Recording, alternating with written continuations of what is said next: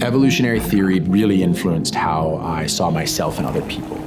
Evolutionary theory is all about survival of the fittest. Everything is about how well I handle circumstances. So when I would look at other people, and particularly Christians, in needing a God to help them through their life, I saw those people as weak and inferior, and I saw myself as better than them.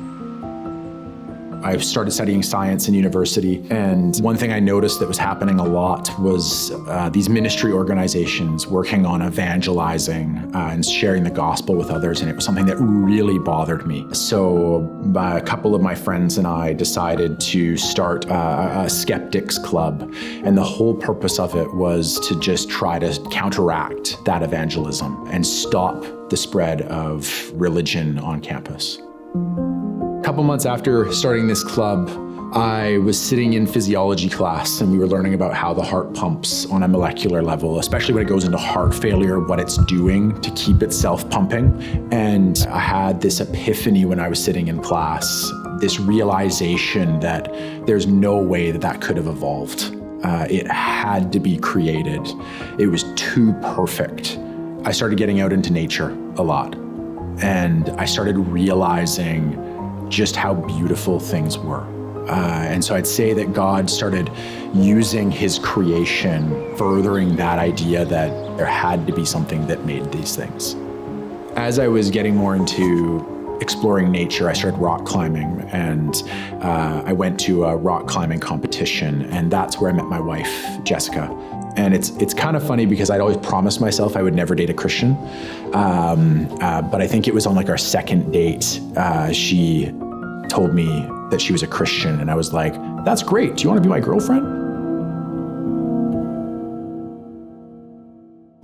After a couple months of dating, Jess invited me to come to church with her. And I still remember my very first experience there. It was so uncomfortable. It was the singing about this God who loves me and who I'm supposed to love. And it was just so weird. I kept going back to church, even despite the awkwardness.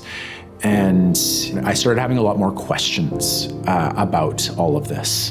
And so I started reading the Bible to try and answer some of those questions, to really understand for myself, what is this? One Sunday we were going to church, and it was the prayer portion of the service where you could go down to the front and get prayer. And I just felt this tug. It literally felt like me being pulled forward. I remember I went up to the pastor and was just saying, I'm an atheist. I don't really know what I'm doing here. My girlfriend's been bringing me, and I just feel like I need prayer. I don't know what I need prayer for. I just feel like I need prayer. And he prayed for me. I just remember trembling and weeping as he was praying for me. Really what happened was God captured my heart, is really the best way I can put it. After that prayer time, the pastor wanted to meet with me, and so about a week later we met up, and we spent probably a couple of hours sitting in his office, talking, answering my questions, exploring the Word, and kind of near the end of our time together, I just had this burning sensation coming into my heart.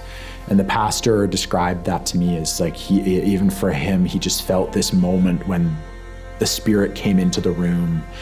And he asked me, are you ready to surrender your life to the Lord? And I said yes, absolutely. I think something that I've learned really early on was the importance of community for walking as a Christian in this world. It's not about survival of the fittest.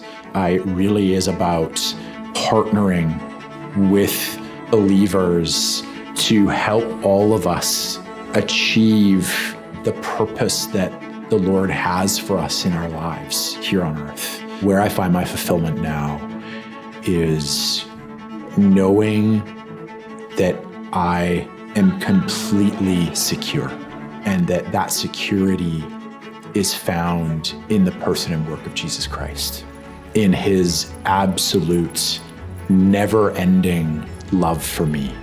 And because of that, it's shifting my entire world to be one of wanting to serve him with everything that I have.